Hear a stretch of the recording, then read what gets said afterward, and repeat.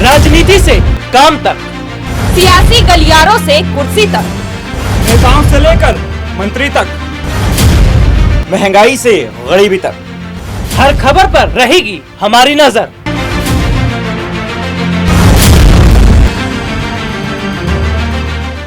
नमस्कार, मैं हूं राहुल शर्मा। आप देख रहे हैं SP9 न्यूज। स्वागत है आप सभी का हमारे इस खास प्रोग्राम में। और प्रोग्राम की शुरुआत इस वक्त हम करेंगे सत्ता पक्ष और विपक्ष से। जी हां, इस वक्त सवाल ये खड़ा हो रहा है कि सत्ता पक्ष अगर काम करे तो ठीक है, और विपक्षी पार्टियां अगर गलतियां कर रही हैं तो उस पर ईडी बिठाया जा रहा है, NCB बिठाया जा रहा है। मौजूदा समय के अंदर हम देख रहे हैं कि स्मृति ईरानी की बेटी ज्वाइस ईरानी का सारा सच सामने आ गया। सरकार जानती है, सरकार समझती है, लेकिन एक बार भी क्या ईडी की पूछताछ स्मृति ईरानी से नहीं होनी चाहिए थी? क्या एक बार भी ज्वाइस ईरानी से पूछताछ नहीं होनी चाहिए थी? देखिए, दरअसल ये बात हम क्यों कह रहे हैं और कैसे हम देख रहे हैं कि आज भारत में लोकतंत्र खत्म होता चला जा रहा है। भारत में लोकतंत्र खत्म तो हो रहा है, इसके साथ ही हम ये भी देख रहे हैं कि मौजूदा समय के अंदर किस तरह से लोकतंत्र के महत्व को पूरी तरह ही सरकार ने हटा दिया। 2014 से पहले आप देख लीजिए, 2014 से पहले अगर देखें, जनता समझदार है। जनता जो है वो मेरे प्रोग्राम में जो है अपना कमेंट कर सकती है, जैसा उनको लग रहा है, जैसा मैं बता रहा हूँ उस पर उनकी क्या राय है, वो अपनी बात लिख सकते हैं। और लगातार हम लोगों के कमेंट्स जो है वो पढ़ते भी हैं। तो मैं ये बता रहा था 2014 से पहले क्या था। देखिए, 2014 से पहले हम ये देख रहे थे कि सरकारें तो पहले भी थी, स्कूल, शिक्षा, स्वास्थ्य, रोजगार पहले भी था। 2014 से पहले भी हम देखते थे कि अगर सरकार की जो नीतियां थी वो जनता को पसंद नहीं आती थी, विपक्ष को पसंद नहीं आती थी, तो विपक्ष सड़कों पर उतरता था, प्रदर्शन करता था। जनता सड़क पर उतरती थी, प्रदर्शन करती थी। लेकिन 2014 के बाद आप देख लीजिए, 2014 के बाद आपने देखा है कि जब जब जनता सड़क पर उतरी है, या जब जब विपक्ष संसद पर, जब जब विपक्ष जो है सड़क पर उतरा है, तो सरकार ने उनके मुद्दों को सुलझाने का काम नहीं किया, उनकी बात सुनी नहीं है। सीधा ईडी और NCB जो है वो बिठा दिया गया है। 2014 के बाद से हम देख रहे हैं कि प्रधानमंत्री नरेंद्र मोदी ने जिस तरह से देश को बना दिया है और सीधे तौर पर लोकतंत्र को खत्म किया जा रहा है, एक तरफा सरकार काम कर रही है। क्या ये गलत नहीं है? 2014 के बाद से आप उठाकर देख लीजिए, 2014 के बाद से देखिए कि हमारे देश में कितनी महंगाई बढ़ रही है, कितनी बेरोजगारी बढ़ रही है, शिक्षा है नहीं, स्वास्थ्य चरमरा रहा है, भारत की अर्थव्यवस्था खराब है, और इन मुद्दों को विपक्ष बराबर से उठाता रहा। कोरोना के वक्त हमने देखा ऑक्सीजन की कमी की वजह से, दवाइयों की कमी की वजह से कितने मासूम लोगों की जिंदगियां चली गई। सुप्रीम कोर्ट ने भी माना कि ऐसे में ऑक्सीजन और दवाइयों की कमी रही, लेकिन सरकार ने मना कर दिया। सरकार ने कहा ऐसा नहीं है।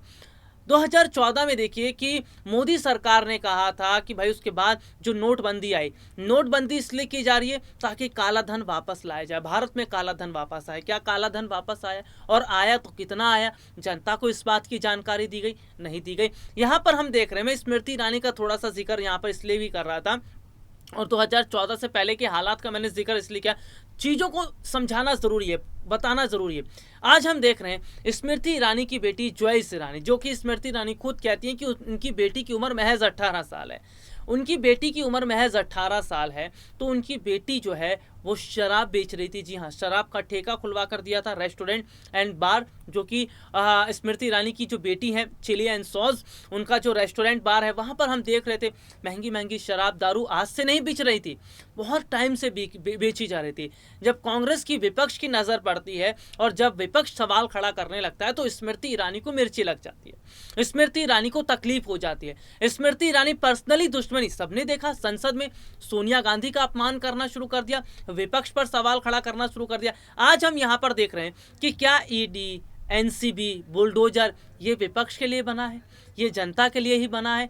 क्या सत्ता पक्ष के लोग अगर गलती करेंगे तो उनके खिलाफ काम नहीं किया जाएगा? सत्ता पक्ष के लोग अगर गलतियां करेंगे तो सरकार उन पर चाबुक नहीं चलाएगी? यहाँ तो हम यही देख रहे हैं कि सरकार एक तरफा काम कर रही है। अभी हम बंगाल में देख लेते हैं, पार्थ चटर्जी से लगातार ईडी की पूछताछ, ईडी छापेमारी कर रही है, अर्पिता चटर्जी से हो रही है, टीएमसी के कई मंत्रियों से हो रही है। विपक्ष में हम यहाँ पर देख रहे हैं कि भाई सोनिया गांधी से, राहुल गांधी से, लेकिन स्मृति ईरानी से क्यों नहीं हो रही, ज्वाइस ईरानी से क्यों नहीं हो रही? कानून तो सबके लिए बराबर है ना, भारत के संविधान में भाई अधिकार तो सबको दिए गए हैं। और ऐसे में हम क्या देख रहे हैं कि अभी अधीर रंजन चौधरी का विवाद खड़ा हो गया था। अधीर रंजन चौधरी ने क्या कहा था ये जनता समझ ही नहीं पाई, केवल राष्ट्रपत्नी जो है उसी शब्द में फंस गई, और राष्ट्रपत्नी जो शब्द उनके मुंह से गलती से निकल गया उसमें उन्होंने पूरी तरह से सत्ता पक्ष ने सड़क से संसद तक हंगामा खड़ा कर दिया। अधीर रंजन चौधरी क्या कहना चाहते थे और क्या कहा उन्होंने ये किसी को नहीं पता, लेकिन मैं अपने दर्शकों को बता देता हूं। दरअसल अधीर रंजन चौधरी से सवाल पूछा जा रहा था, तो अधीर रंजन चौधरी ने कहा कि देश की नई राष्ट्रपति बनी है द्रौपदी मुर्मू, और द्रौपदी मुर्मू देश की राष्ट्रपति हैं। एक राष्ट्रपति होने के नाते उन्हें कम से कम सत्ता पक्ष और विपक्ष दोनों की बात सुननी चाहिए। अगर वो सत्ता पक्ष को देख रही हैं तो विपक्ष पर भी तो बात करनी चाहिए। भाई विपक्ष आज तकलीफ में है, विपक्ष आज परेशान है, जनता आज परेशान है, लेकिन उस पर तो द्रौपदी मुर्मू बात नहीं कर रही। ये कहने का तात्पर्य क्या कांग्रेस ये कह रही है कि राष्ट्रपति को कम से कम महंगाई, बेरोजगारी, शिक्षा, स्वास्थ्य जैसे मुद्दों पर बात तो करनी चाहिए, लेकिन बात नहीं हो रही है। तो सीधे सीधे तौर पर समझने की कोशिश कीजिएगा कि विपक्ष लगातार चीख चिल्ला रहा है। यशवंत सिन्हा ने भी हाल ही में यही तो कहा था। राष्ट्रपति चुनाव से पहले यशवंत सिन्हा ने क्या कहा था? यशवंत सिन्हा को ज्यादा कवर नहीं किया गया, ज्यादा नहीं दिखाया गया। यशवंत सिन्हा ने क्या कहा था? यशवंत सिन्हा ने कहा कम से कम देखिए, पूरे हम मौजूदा समय में देख रहे हैं सरकार के जो नुमाइंदे हैं या सरकार ने अपने हिसाब से सबको बिठा रखा है। जी हाँ, सरकार की इजाजत के बिना पत्ता भी नहीं हिल सकता। हम यहाँ पर देख रहे हैं छोटे पद से लेकर बड़े पद तक सब सरकार के ही लोग बैठे हुए हैं। तो यहाँ पर यशवंत सिन्हा कह रहे थे कि कम से कम देश का राष्ट्रपति ऐसा होना चाहिए जो न्यूट्रल तरीके से काम कर सके, जो न्यूट्रल तरीके से इस तरफ भी बराबर उस तरफ भी बराबर, और जहां गलत है वहां गलत है, जहां सही है वहां सही है, इस तरह की बात होनी चाहिए। यशवंत सिन्हा कह रहे थे कि राष्ट्रपति जो रामनाथ कोविंद थे, पूर्व राष्ट्रपति रामनाथ कोविंद जो थे, उन्होंने 5 साल ऐसे ही बिता दिया, जबकि उनके सामने महंगाई बढ़ी, उनके सामने हिंदू मुसलमान जैसे राइट्स हुए, बेरोजगारी बढ़ी, छात्र सड़कों पर उतरा। इसके अलावा हमने देखा कोरोना की वजह से कितने लोगों की जिंदगियां चली गई, नोटबंदी की वजह से क्या कुछ हुआ। लेकिन इन सब जो मुद्दे थे, हालांकि नोटबंदी तो बहुत पहले हो गई थी, लेकिन और जो मुद्दे मैंने गिनवाए उन पर कभी राष्ट्रपति रामनाथ कोविंद ने बात नहीं की, कभी सरकार से चिट्ठी लिखकर उन्होंने सवाल पूछने की कोशिश नहीं की। यही कहना था यशवंत सिन्हा का कि कम से कम विपक्ष का राष्ट्रपति हो तो बेहतर होगा, लेकिन सरकार ने ये नहीं करने दिया। आज हम देख रहे हैं कि एक तरफा काम हो रहा है। बुलडोजर है तो जनता के लिए,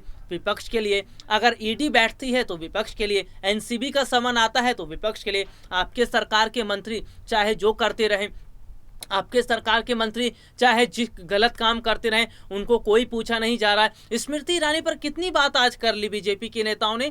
हमने देखा कि सड़क से संसद तक बीजेपी के तमाम सांसद, बीजेपी के तमाम बड़े बड़े नेता प्रेस कॉन्फ्रेंस कर रहे थे, पत्रकारों को जवाब दे रहे थे। पत्रकारों से अधीर रंजन चौधरी सोनिया गांधी को माफी मांगने के लिए बात करते, लेकिन बीजेपी के नेताओं ने क्या स्मृति ईरानी को लेकर बात की, उनकी बेटी को लेकर बात की? आज कैसा लोकतंत्र ये बन रहा है। दर्शक अपनी बात लिख सकते हैं, इस कमेंट प्रोग्राम के कमेंट में अपनी बात वो जरूर लिखें। तो यहाँ पर हम देख रहे हैं, तो क्या आज हम देख रहे हैं कि इस्तीफे की बात अगर कही जा रही है कि अधीर रंजन चौधरी का इस्तीफा होना चाहिए, सोनिया गांधी को माफी मांगनी चाहिए, हमारा सवाल छोटा सा ये है कि क्या स्मृति ईरानी को इस्तीफा नहीं देना चाहिए? मोदी मंत्रिमंडल में रहते हुए आपने भ्रष्टाचार को बढ़ावा दिया, गैर कानूनी तरीके से शराब बेची जा रही थी।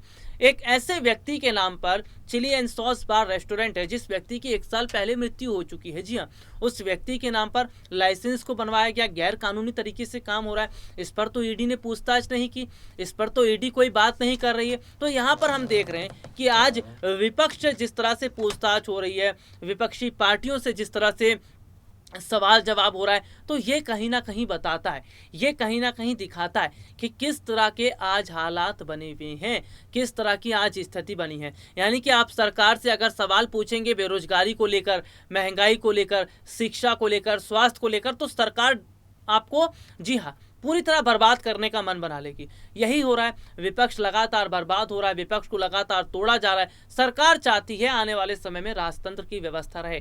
भारत जैसे लोकतांत्रिक देश में राजतंत्र क्या शोभा देगा?